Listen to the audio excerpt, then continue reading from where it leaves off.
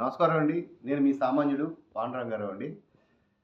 నేను ఈరోజు చెప్పదలుచుకునే విషయం ఏంటంటే, మీడియా ఎంత చండాలంగా ఉందంటే, గెలుపు ఓటములు సహజం. ఎట్లా ఉంటుందంటే, పొరపాటున కర్మకాలి జగన్మోహన్ రెడ్డి గెలిస్తే, జగన్మోహన్ రెడ్డి గారికి శుభాకాంక్షలు ఈ విధంగా మార్చేవారు. ఓడిపోయాడు కాబట్టే ఆయన్ని దొంగ, రాష్ట్రాన్ని నాశనం చేసాడు అని చాలా మాటలకి ఒక హద్దంటూ ఉంటుంది. మోసం చేసాడు. ఇప్పుడు వచ్చిన కొత్త ప్రభుత్వం తాట తీసేయండి. ఎలక్షన్స్ ముందు రిజల్ట్స్ రాకముందు ఏబిఎన్ ఛానల్ అనుకుంటా వెంకటకృష్ణ. ఏంటండి ట్రెండ్ చూస్తుంటే వేరేగా వస్తోంది. ఇప్పుడే నా ఫ్రెండ్ మెసేజ్ పెట్టాడు. వైసీపీ గెలుస్తదని ఇదని చెప్పి.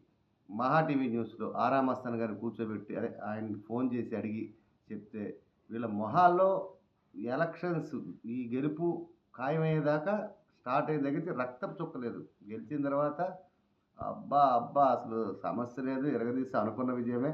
మాటలు మార్చొద్దండి. దయచేసి మీడియా అనేది గుండెకాయలా ఉండాలి ప్రజలకి. తెలియనోడికి గూడా ఇదని తెలిసేటట్టు చేయాలి. ఉదయం లేస్తే ఏడుపేనా? ఇప్పుడు మీకు సంబంధించిన గవర్నమెంట్ వచ్చింది. ఓకే. మంచి చేస్తే ఎవడైనా ఆహ్వానిస్తాడు. మీ దృష్టిలో జగన్ మంచి చేయలేదు. ప్రజలు తరిమి కొట్టారు. ఓకేనా? మంచి చెయ్యండి. అందుకేగా మీకిచ్చింది. ఋషికొండది జగన్ మోసం చేసాడు. ఋషికొండది కళ్ళకి కనిపిస్తోంది. అది గవర్నమెంట్ ఏ విధంగానే వాడుకోవచ్చు. అదేదో రాష్ట్రానికే ద్రోహం చేసినట్టు మాట్లాడడం కాదండి. దయచేసి మాట్లాడే ముందు మనం అన్నం తింటున్నాం చెప్పి, నీతిగా పనిచేస్తున్నాం లేదా అని చెప్పి ఆలోచించి మాట్లాడండి. ప్రతి మీడియాకి చెప్తానండి. ఇది నా వ్యక్తిగత నిర్ణయం. నమస్కారం అండి. మీ పాండురంగ.